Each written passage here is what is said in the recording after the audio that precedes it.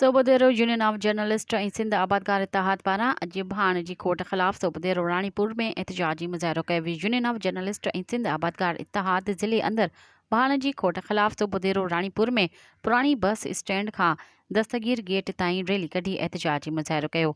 इन मौक़े ते सहाफ़िन इतिहाद ख़ैरपुर जे अॻवान रईस ग़ुलाम हुसैन चांग, आबादकार इतिहाद जे सदर जमाल महमूद खोड़ो, यूनियन ऑफ जर्नलिस्ट जे मेंबरनि हाकिम अली जोखियो ऐं रैली कढी एहतजाजी मुज़ाहिरो कयो। मुज़ाहिरीन चयो त तालके सोबदेरो समेत सॼे ज़िले में भाण जी हथरादू खोट आहे। कणक जे फसल खे कापारी धक आहे।